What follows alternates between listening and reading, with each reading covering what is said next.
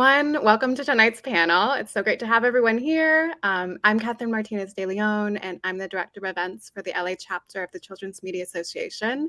And I will be your host tonight, along with my event coordinator, Danielle, who'll be jumping in at the end for the Q&A portion. So before we kick off tonight's panel, introduce our amazing panelists, I want to take a moment to introduce or reintroduce CMA for both the benefit of our panelists, as well as those of you who are new to our organization. So CMA exists to connect the dots across the kids and family media industry. Though we come from different disciplines and mediums, we're a community of makers, thinkers, and innovators.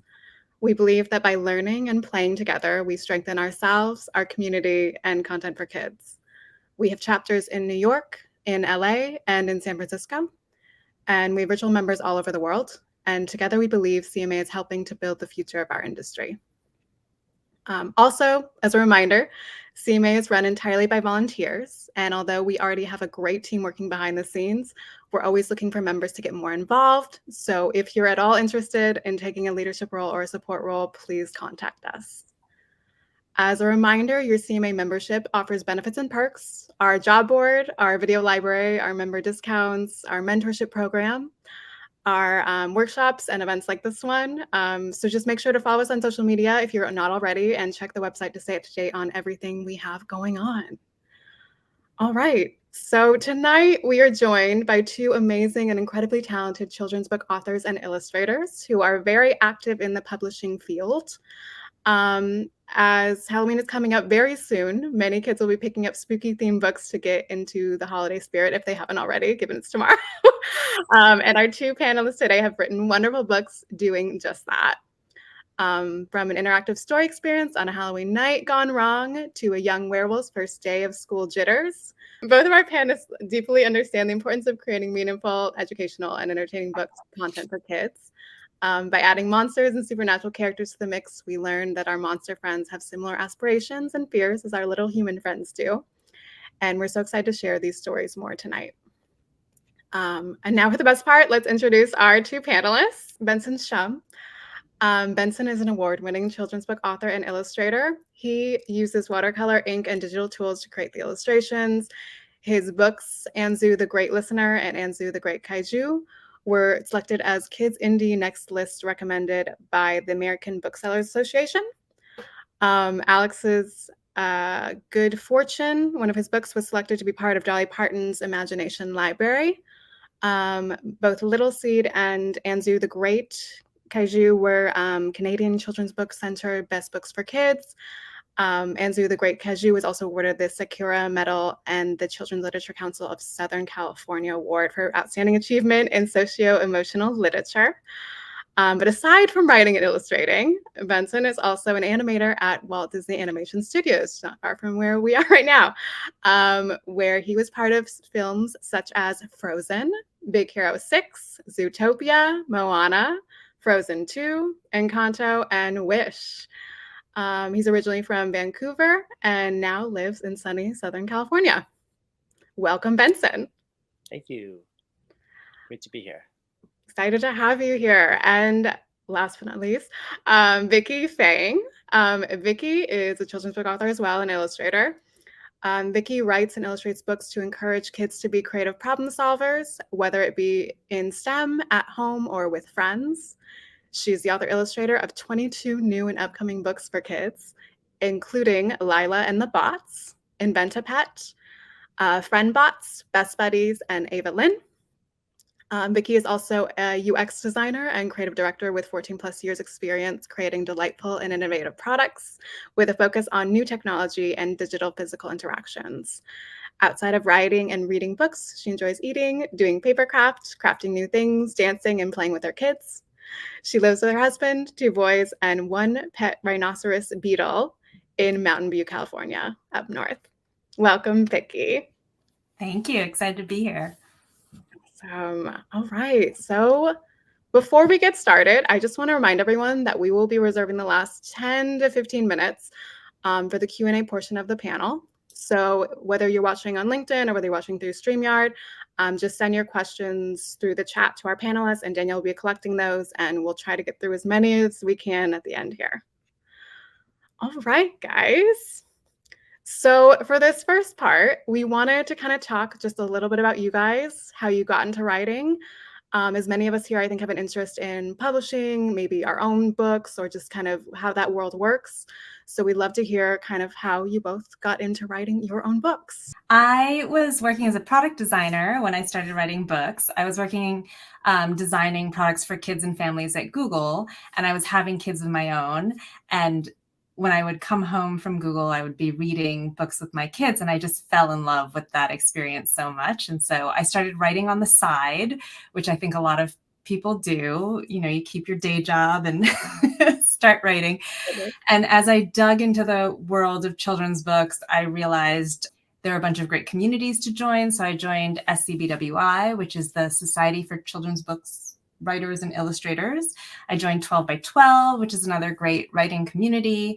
And I started going to conferences, and I met a lot of the people in the Kidlit community. And that's kind of what made me stay, because it's a really amazing and supportive community, and publishing is so slow and strange that you need those people with you on the journey. So that's how I got started.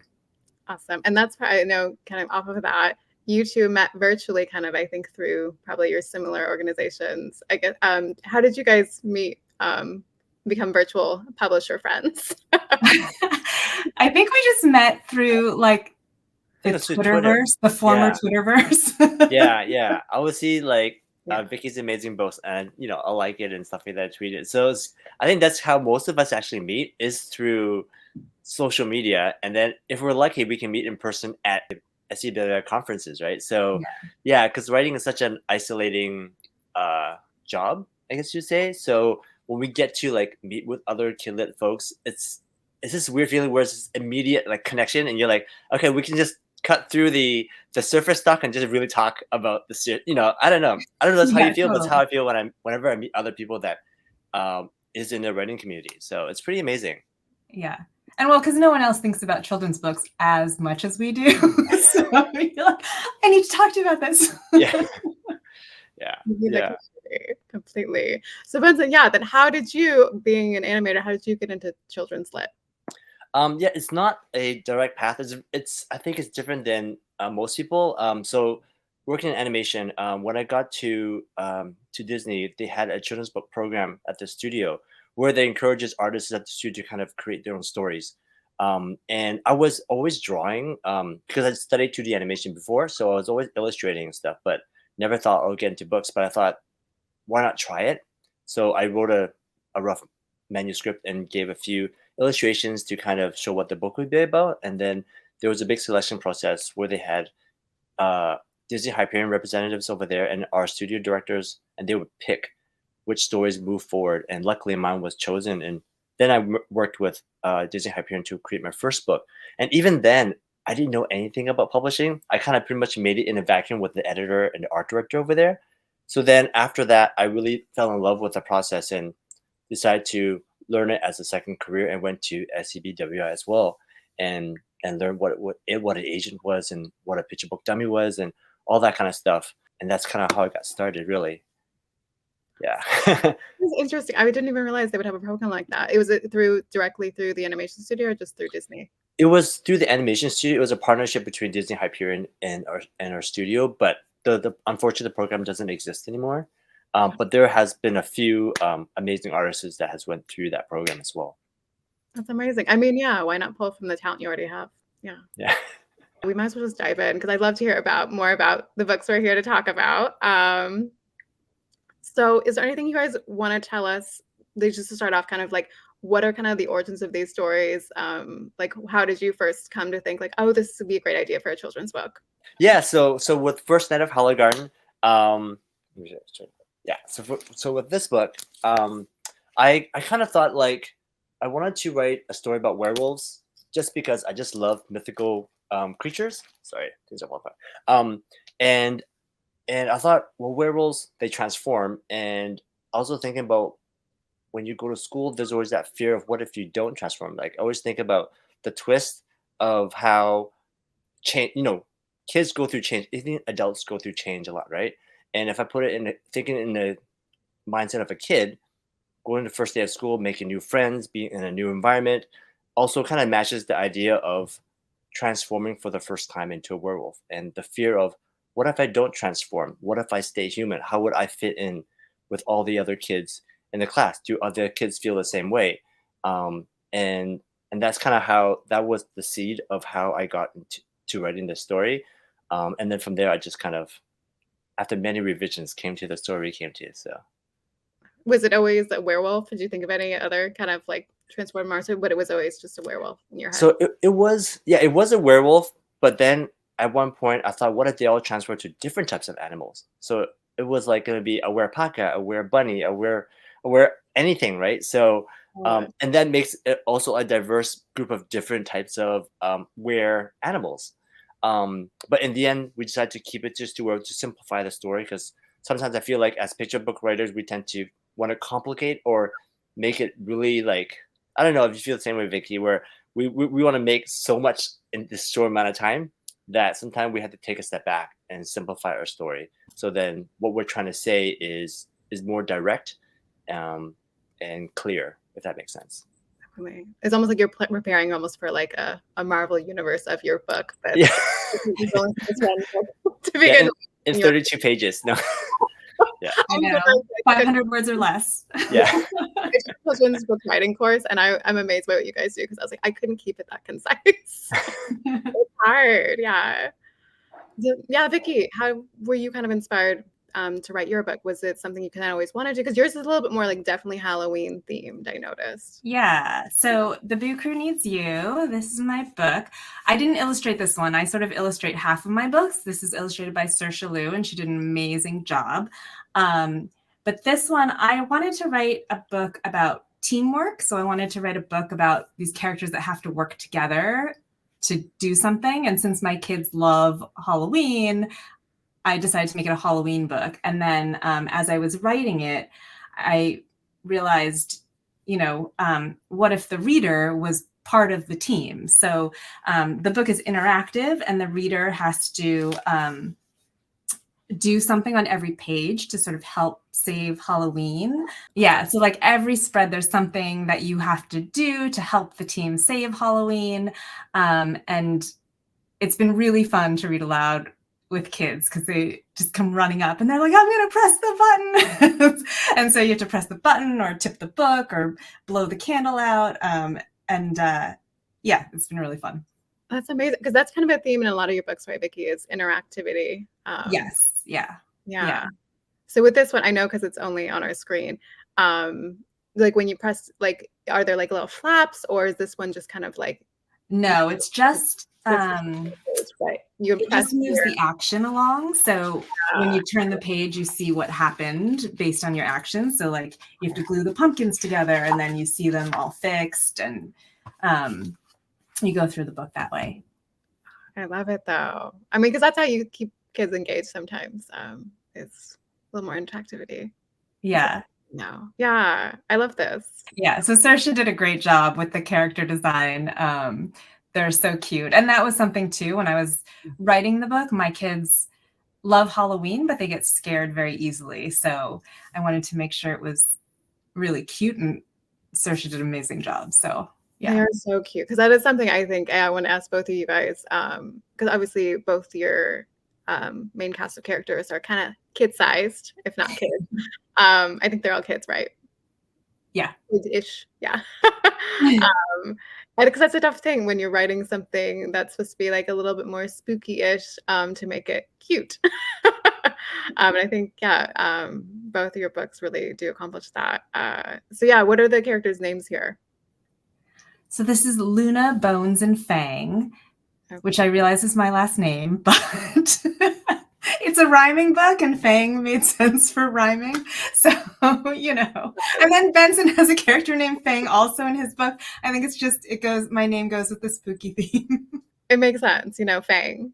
I love it, though. That's adorable. All right, do we want to open, I guess, Benson's pages as well? I want to showcase the characters moving like animals, even though they're humans. I thought that would be a fun thing to do. And just to, I guess, seeing kids, how would they move if they were a wolf or an animal? So they'll be trotting, galloping, jumping over rocks. And then in this case here, Sophie's not fitting in because she can't do those things that the other kids are doing, or she's not as good as them. So she's constantly comparing that. Hey, if I can't even do that, that's probably means that I'm probably not one of them. I'm not gonna transform. And if you can go to the next slide, please. Um, this one kind of showcase they're all sleeping, and I wanted to show like how different animals sleep and also humans sleep.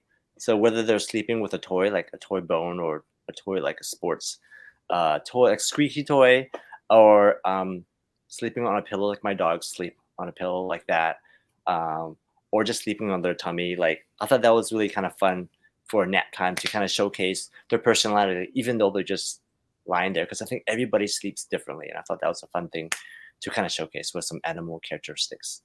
Definitely. No, and you definitely can see that shining through here, especially like you're saying, like when with her sleeping on the pillow looks very much like a little dog. But all of these, yeah, like you could see it like it being just like a puppy or Yeah. So cute. Yeah. in that same position. But I love how you can tell so much even from the personality through this. Thank you. Wait, and which one is Fang? I must Oh, know. okay. So I'm gonna show you a page. Okay. So at one point, she's getting along with her friends, and let's see. So she is actually Vicky Fang. So it's actually the full name of Vicky. And so it's a toy. It's her favorite toy. So she takes it. So while she's preparing for Hologarden, she wants to like wear her werewolf headband and everything that makes her a werewolf. So she picks up her favorite toy, which is called Vicky Fang. And then she finds out that Emma, another one of her classmates, has a companion toy called Lola Fang. So then they become instant friends because they have that in common, that they both love the same action warrior werewolves. So, and it's spelled differently as a Vickie. But I thought that was really funny. This was part of the conversation after we connected over our books. And Yeah. once Benson found out my name, he's like, oh, he's like, just so you know. You didn't actually name it after Vicky. It was just a No. Yeah, no. Yeah, because like I was thinking fangs, like werewolves, they have fangs and stuff like that. Back to your point about like making things not too scary for kids. Because at one point I thought she would, maybe if she does transform into a werewolf, would she become really scary, scary with big fangs and all kind of stuff. So like I can't draw something that was too scary. So in the end, we didn't showcase that. We kind of focused more on her fear of not transforming and staying human, which is probably a bigger fear if she just stayed human in her mind. And then of course, whenever they do transform, I don't think I have an image of it. I'll show you. But yeah, like you said, bushy tail, a cute short snout. But yeah, so this is her looking in the mirror at the end. cutest werewolf ever. Yeah.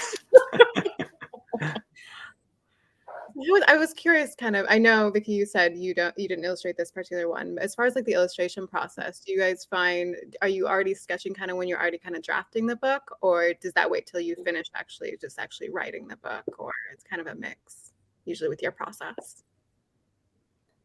I'm usually sketching while I'm writing, and even when I don't illustrate, I'm usually sketching just because I need to have some kind of mental picture for me to go through. And sometimes it'll start with the pictures, sometimes it'll start with the words, but during the process, I kind of am doing both to get an idea in my head. Yeah, I'm pretty similar to the same as Vicky. Sometimes it starts with the illustration first, and then I put in the words. And then sometimes I just kind of picture it in my head while I'm writing. So then that way I'm also, after I've written the whole thing, I kind of self-edit, be like, oh, I think in my mind, this is going to be described in the illustration, so I don't have to write the text of it or something. Or I'll write it all out, and then I'll start to edit it and cut things out when I start to illustrate it. I'm like, oh, wait, I was already telling that story. What else can I write to give another layer to that page that the picture's already doing the story? So that's kind of how it works. Completely makes sense. And do you find that as you're kind of illustrating, I don't know, I guess because I'm thinking especially like with your, I know it wasn't your illustrations, Vicky, but in your book, just like looking at like the town backdrop, just like sticking people in windows and just like the little details you can add, like say this one, yeah. there's so many little like almost like little stories in there that you can like pull from, or that like you can see like, oh, you're wondering like, oh, what's going on with like this creature in here. Are there Yeah, like this is all the illustrator. So when you write a picture book and you don't illustrate it, yeah. you leave a lot to the illustrator. You're actually told not to put a lot of detailed notes about what's happening. The illustrator is supposed to have the freedom to bring their own things. So Saoirse did all of this. and sometimes I think I get overzealous as a writer. I'm like, and then there were 1,000 birds that flew up in the sky. And the illustrators were like, no, we're not doing that. But yeah, generally as a writer only of picture books, you tend to keep your text a little bit sparse and your notes sparse, because you know that the illustrations are going to tell a lot of the story. You have to have some sense of like what the story the illustrations are going to tell. So like this spread is like, what a sight, it's a fright, this will ruin our great night, there's disasters left and right. So like I have a sense of what is going to be going on in the illustration, but none of the details, like all of these little details of this like octopus tentacle dumping candy, like that was all the illustrator. Got it. Interesting. That must be so difficult to also like, because as an illustrator, you're like, oh, I'm already thinking this in my mind, but you also don't want to tell the illustrator what to do. So yeah. Like Benson, in our world, it's kind of like between like a writer and like a storyboard artist, where it's like you don't want to tell that, you want to allow them to be creative and do their own thing. Yeah, and then they'll come up with something new, they'll add something that you never thought of. So yeah. And you want to leave that space for them to do that. Yeah. But yeah. Sorry, great. Go ahead. No. But I don't know if you do this too, Vicky, but sometimes whenever when you're writing that, because you are trying to think of the visual images as well, without saying it, you can tell it in the stories. So in the case of like, so with Sophie, I'm gonna show you an example here. So she's kind of scared in this image, right? But then you see Teddy right over here, just watching her like silently, kind of like, oh, he understands what she's feeling, how she's feeling. And as you go through the book, you'll see him observing how she feels. And later you find out in the book that he actually feels the same way as she does. And that's when they actually bond.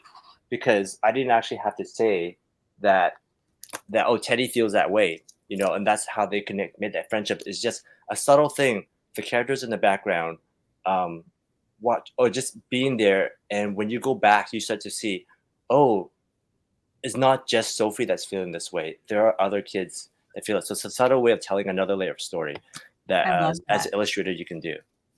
Yeah, I love that. As a writer, you can, if it's like if it's integral to the story, you can put illustration notes to that.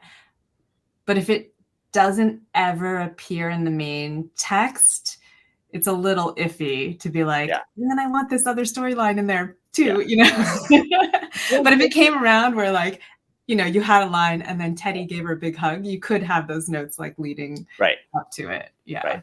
But yeah. You have to be a little more sly.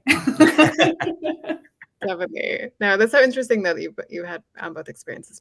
I guess as far as for these two books, were there any particular like inspirations you guys took from, like for your book, Benson? Like, did you look at any? Because I know it's kind of different. Like, did you look at any like werewolves or like any other kind of like to get kind of context, or was it just kind of like out of your mind? Like, did you like have to do any research on werewolves? Or I looked at a lot of cute wolf puppies while researching. Like I think a lot of it was just kind of looking at what kindergarten classes look like, and trying to put a lot of color. I feel like when I was researching just classes and how they display things and how they make it colorful, I thought that was really interesting. Like what the teacher does to kind of bring that warmth and openness for kids to kind of be like, oh, I really want to learn something, like I think that makes a big difference, right? Creating an environment for kids to learn, and that was really cool to kind of see, and what I can pull from that into their classroom, and then looking at wolves and how they pose, how they stand, and all that kind of stuff. And what about you, Vicky? Was there any research you did for your book? Or I think the most research I did was this was my first rhyming book, so learning how to write in rhyme, which is much more about the meter than it is actually about the rhyme, but or about both together. So there's a great course that like all of the children's book rhymers take called the Lyrical Language Lab with Renee Latulippe. So if you're thinking about writing a rhyming book, I highly recommend it. is that online or is it? It is online. You can do self-paced or she does a session one, I think. But yes, and she has a ton of videos on YouTube too, so you can get a sense of her style. But she's kind of the go-to. Like if you're going to rhyme in picture books, you got to talk to Renee. Renee, it's good to know. Yeah. Any instances where you were like kind of like you said, like with meter, because I remember one time I wasn't even actually writing. I did a series of coloring books, and my writer was struggling with a few words, like to get the right that meter. You're just kind of like, okay, this word kind of rhymes with this word. In this book where you felt like it was kind of but Yeah. yeah. I mean, it's such an art, and people who do it well, it's astounding. So, I mean, I loved the course, and it was definitely because I had the rhyming and the interactivity going on, and I needed to get interactivity on every page, and I needed the rhyming all to work. It kind of was like a giant, like, puzzle, and it just sat there for like 2 years because I just thought it was too hard. And then there was one day I was doing like my 47th New York Times crossword puzzle, and I was like, I should just write that book instead of doing another crossword puzzle. But because it was so like tricky to get all the pieces, that was really like getting the rhyming and all the ideas for interactivity to work in a story arc, that it was a puzzle. And I was wondering, actually, I know it's kind of cutting back to what we were talking about before, but were you paired up with your illustrator, or did you know them before, or? No, so that's the wild thing about children's books, which you often don't know until you start doing it. But the editor buys the text, and then they choose the illustrator, and they are kind of like the creative director of the book. So I never spoke to my illustrator until the book was done. And then I was like, hey, I love your illustrations. But during the process, you're not in touch at all. The feedback goes all through the editor. And that's partially why, too, I've started illustrating some of my own stuff, because it does give me a tighter vision. Like if I'm illustrating my own, I can make the words and pictures work together the way I want them to. So yeah, I'm getting more and more into illustrating my own stuff for that reason. But sometimes, I mean, like the art that Saoirse did for this, I could never do this. So, I know for certain projects, I'm like, somebody else can do this better than me. So I handle it that way. And I was wondering, actually, Vicky, because we know with Benson, you have an animation background, so obviously you already doing a lot of art. But Vicky, did you already have an art background before, or something you? No. So because I was a designer, I knew a lot of the tools. So familiarity with, all of the design tools, Photoshop, Illustrator, InDesign, all of that stuff. But I had to learn how to draw. So it was an editor took a chance on me, did some revise and resubmits. And so they kind of helped me, understand some of the polish stuff that they were looking for in terms of like line weight and sort of gesture and stuff that I had never considered in drawing. And then from there, I took some classes with SVS Learn, the School of Visual Storytelling. They have some great online classes. And yeah, I kind of just, as needed, figure out like, oh, I really wish I was better at shading. And then I go take a shading class and kind of do it that way. So, yeah. That's amazing, though. Yeah, I do have to say that's awesome. That's amazing. Yeah, sorry. This is pretty what you said. But I think the idea of like, I think we are always learning. I think as as an art, as a writer, as an artist too. Like I look at other people's work, I'm like, oh, I wish I could do that. And there's always something to learn. You never can perfect anything. I feel like, especially in the creative field.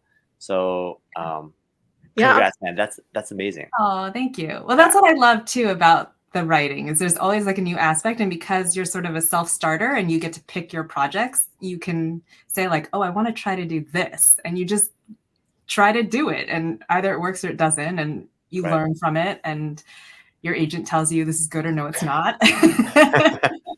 But it's great because I do feel like I'm always challenged. I'm always learning. There's always something interesting around the corner. So yeah. Mm-hmm. Yeah. And I was going to ask you then, Benson, because you've been more in the art world working in animation, I'm assuming. Was it different then to be writing your own stories? Did you have to take any writing course, or did you already kind of have that skill set? I didn't have that skill set. Actually growing up, I wasn't confident in my English because I had to go to ESL like to get better English. I spoke so much Chinese as a kid, even though I grew up in Canada. I was around a lot of English speaking people, but at home I would speak Chinese all the time. So when I actually went into school, I wasn't grasping it, and so I was never confident throughout, forever really in my English. And then when I got into illustrating authors' books, that I thought I'll give it a try. And a lot of it, from what I've kind of read, was just to read a lot. And I was reading, but mostly like young adult, middle grade kind of thing. And I was reading a few picture books here and there, but they said to kind of read what you want to write. So I just read and read a lot. And then you start to see a pattern of how everyone writes. Everyone has a voice in the way they write. And I got this book called How to Write Children's Books, and I kind of run through that really quickly. It was a great read. That's why I went through it quickly. But they got some really great structure notes and stuff like that, and that's how I kind of learned from that and how to deviate from that and try new things. And I think that's the difficult thing with writing is that there is no right way of writing it, but it's good to have a structure, and then from there, you move whichever direction you want. I feel. I don't know. Do you feel the same way, Vicky? Like you have to know the rules to break them, kind of thing. Yes, yeah, exactly. And I love writing now. Like I still doubt myself, when I'm writing, but I really enjoy it. I think because I've always been telling stories through my illustrations, but never putting the words to them. So finding the right words in combination with the drawings it's a really fun challenge. Yeah. Oh, your stories are so wonderful. I feel like the words come naturally to you. So it's interesting to hear that it was thank you. An effort for you. I was wondering with writing for kids, I know this comes up a lot with anyone and like writing for TV for kids, writing for film for kids, writing books for kids, but the language you use, do you guys ever find a challenge when you're trying to find like the right word that's like not too challenging, but not too simple, but descriptive of enough, but not too complicated for the kid to understand? Do you guys that with writing these books or? So the funny thing is with picture books, it's usually the parent reading it. So actually you can get away with more complicated words in picture books than you can with early readers. So I also write some early readers, and those you have to like use very readable words that kids just starting out. And those again, I feel like are like a puzzle. And like I have like 50 words and I have to tell a story that has an arc with those 50 words, but yeah, you do have to think a lot about language, both for the parents and for the kids when you're writing. How about you, Benson? Yeah, same way. It's like I have a easy reader, Alex's Good Fortune, and that was actually a picture book when I started. And when there's like, I think this could be a great easy reader, kind of kids reading on their own. And I didn't know how to write an easy reader, so I went to the library, checked a lot of books, read a lot of books, and just kind of like analyzed like what goes into making an easy reader. I actually counted the words on every single page, and just to kind of see like how and why it works this way. Sentence structure, noun, verb, and then the subject. Like it's fascinating. And again, like Vicky said, it's find the words that they can pronounce, because when they're learning to read on their own, sometimes I might put a word that it's easier for us or an adult to read, but it's not really for us to read to them. It's really for them to kind of like be self-sufficient in reading on their own. So it's fascinating to kind of learn how is it genre of books? I don't know if that's the correct word, but categories. Categories of books and for audience. audience. Yeah, it's fascinating. Yeah. Yeah. And then for early readers also, every publisher sort of has their own standards of Yes. language that they want. So some will be like, oh, you can use contractions, you can't use so Right. sometimes it has to get to that level too. But they have people to help with that. Yeah. I'm assuming you guys have some help with like the language and making sure Yeah. your editor and others. Yeah. Is there like an educational consultant in the kids publishing world kind of, or? Yeah, for early readers, there's usually like some kind of language specialist that goes through. And then obviously if your editor, your copy editor, fixing all your mistakes. Yes, thank goodness for them. Yeah. God bless copy editors. So let me see. I know we kind of jumped around a little bit. Let me see. I guess in general, did you guys have any particular learnings from writing these books? Because it was kind of, I'm assuming you guys hadn't really written anything like kind of in this, like we're saying, kind of in this genre before. Was there any learnings you guys took away after you kind of jumped into the more spooky genre for kids? I feel like, like it's just like writing any other story, really. Like you have to have all of the elements of like great characters and arc and heart and all of that stuff. But you get the added bonus of these like fantastic characters that kids love in these fantastic worlds. So it's really fun. I think the craft of it is, like writing any other story, but you get to have fun because of the fantasy of it. I don't know, Benson, what do you think? Yeah. No, I think you said it beautifully. I think that's it. It's because there's a theme to it. You can think of certain words that go with the theme.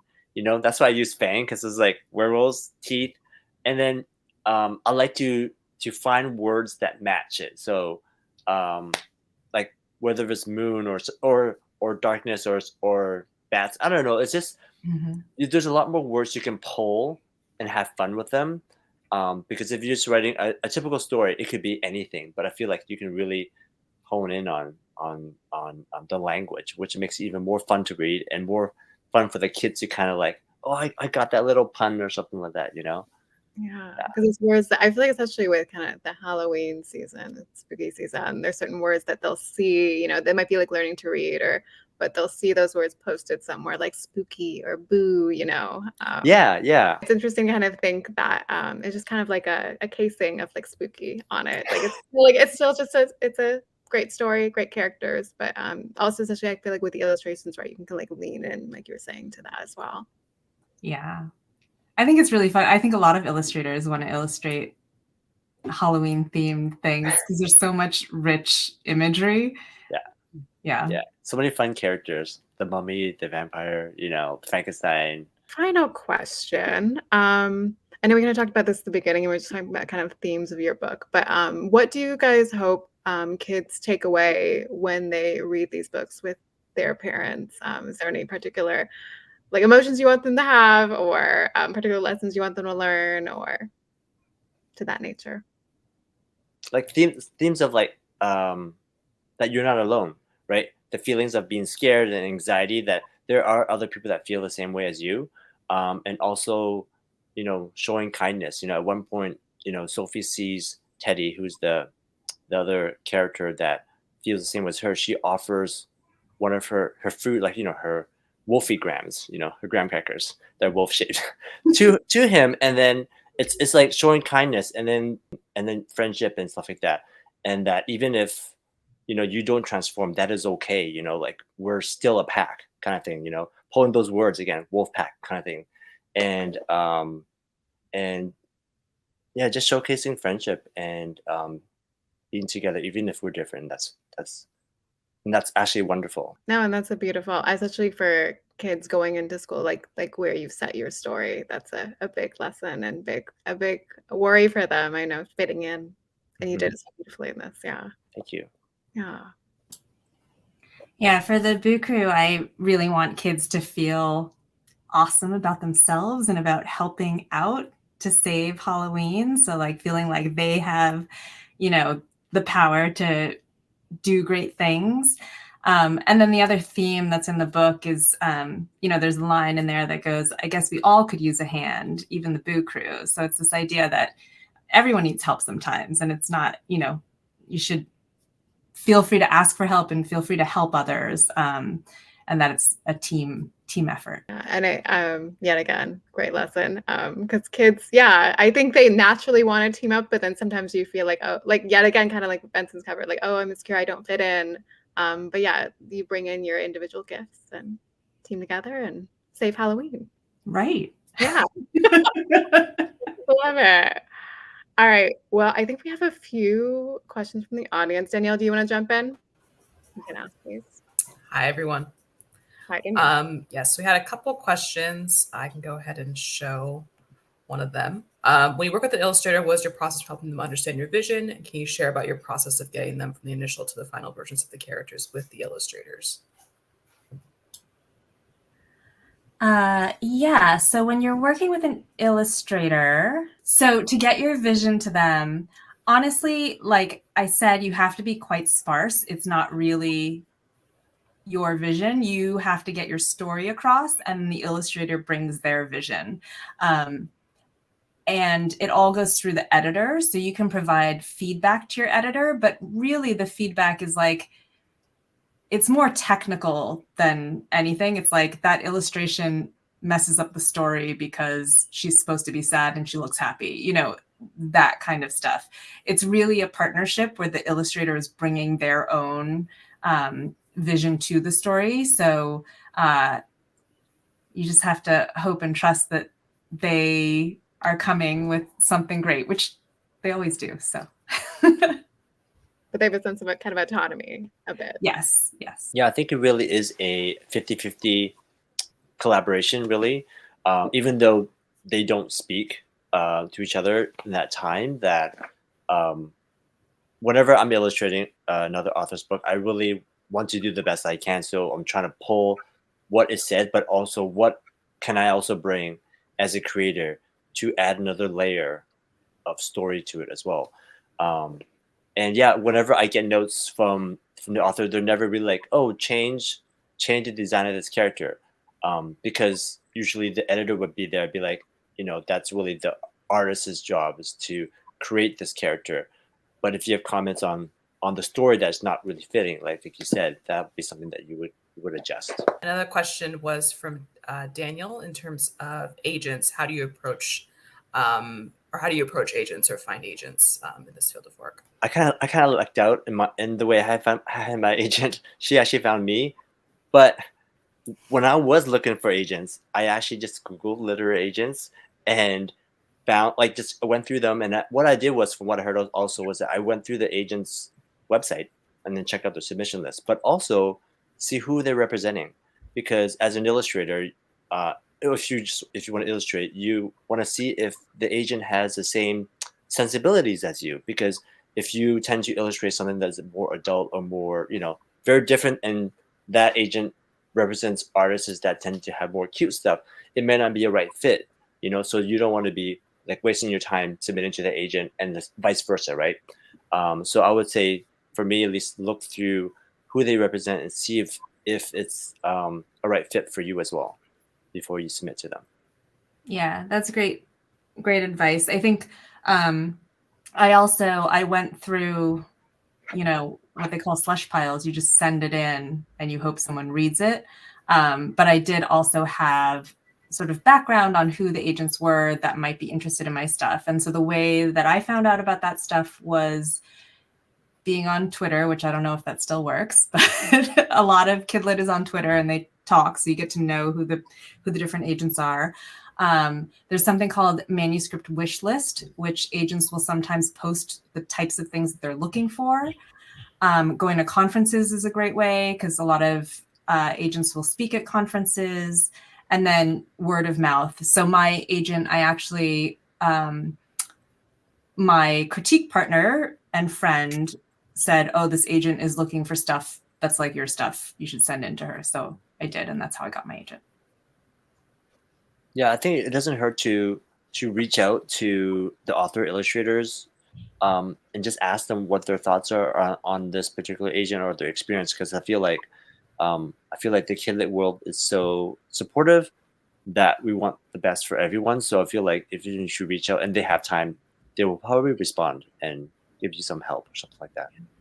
Oh, and if you want to find out who edited a particular book, you can go onto something called Publishers Marketplace. But it is paid, which is annoying. So, but if you're, if you want to like pay for a month and go dig through all the books to find out who sold them, you can. Sometimes you might see the editor. I don't know if you get that in your book. Sometimes you might see the editor in the copyright section. Sometimes, most of the times they don't, I believe, but usually sometimes they do. Yeah, sometimes. Yeah. That's good. Vicky, what was that called again? Publishers Marketplace. Okay. It has all the deals in there. So yeah, for all the aspiring children's book authors, that might be a good investment to just go search through. Yeah, learn the names. Yeah. Do they have contact info in there as well, or just kind of names? Or no, I think it's just the names. Then you have to go like look at the websites and find out. So there is definitely. I mean, I got my agent in 2019, maybe something like that, 18. And there's definitely been a rise of scams. I mean, yeah. So just do your due diligence. Is it difficult to get into this field/industry if you're not an illustrator? We did talk a little bit about that in terms of finding an illustrator. Everyone always complains about it being harder if you don't illustrate, but there are lots of authors that don't illustrate. So I think you'll definitely find agents that want author illustrators, and I think that can be frustrating for author only to see. But if you look at the books out on the shelves, there are tons of books that are written and illustrated by different people. So it's definitely possible. Benson, what do you think? Yeah, I would say if you go to the bookshelf, it's more so you'll see two names instead of one. So that means that it was done by two different people, the writing and the illustration. So I think it seems that way, whether we see it on social media or like Twitter and all that kind of stuff. I think it's really just a bubble. I think like overall, there are a lot of authors that don't illustrate. Yeah, I have friends that don't have any interest in writing and they just want to illustrate. So yeah. I know I had one last question for you guys. Is that all good? All right. Yeah, no more questions. Okay. I was wondering, for both of you, what are your next steps or next plans? Are you planning on writing more kids books? Do you want to write a series? I know Vicky expressed maybe trying to get one of her books turned into a TV series. Kind of what are your plans for the future, I guess? I have many plans brewing all the time. Because publishing is so slow and you don't know what's going to take or not take. So sometimes I feel like I'm just throwing things into a black hole and then suddenly 2 years later, they all come flying back at me and I'm like, oh my gosh. But so I have 2 new series that are coming out that I'm illustrating that are coming out with Candlewick. One is called Ava Lynn. It comes out this spring. And then another one is called One Mad Cat, which comes out in 2025, maybe. And then, yes, I am working on adaptations of a few of my books for TV. That's what I'm doing. That's amazing. And congratulations. That's incredible. I working in animation, I would love to turn my books into series. I'm always thinking about them moving. So in my mind, I animated a couple of GIFs of the Anzu characters series here, and also did some animation for the panda as well. And it's just fun to kind of see them. Like I would take images from or poses from the book and just move them, like have them animate. And I think I think it'd be really cool to turn them into series. But I'm working on I have 2 easy readers coming out next year. They're in the realm of like kind of like Alex's Good Fortune. The next one is about a moon, the Mid-Autumn Festival. So it's about mooncakes with 2 sister bunnies.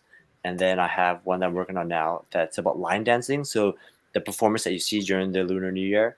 So just kind of about like a primer about, like what does it stand for and like how do those dancers move in that costume. And I also have a picture book coming out next year with Dial Books Penguin, and that one's about like imaginary friend and talking about just friendships that kind of they may go away, but you would still always have those memories together, even if you're apart. So yeah, and just developing a few different books. That's awesome. Thank you. You as well. I know. No, it's exciting to hear that you guys have more irons in the fire, and I'm excited to see more from you both. And also, you read. I know, just seeing like behind Benson. I know behind you, Vicky. I'm sure there's some of your books, and I was like, oh, I want to read more. Do it. Go read them all. Go to the library or go to Amazon. But yeah, thank you again, both of you, for joining us. This was so fun to talk about your new releases. Also, just get to know you both as writers and as illustrators. And thank you again for joining us. Thank you, everybody. Thank you so much for hosting us. This was so much fun. Yes, thank you again. This is wonderful. It's so nice to chat with everyone. Yeah. So yeah, please join us again. But yeah, for all the CMA members watching, we have a lot of events coming up in the next few months. So please stay tuned for those. And obviously check in with your local chapters if you're in one of our chapter cities. But that's, I think, it for tonight. Thank you both, Vicky and Benson. Thank you. Thank you. Happy Halloween. Thanks, everybody.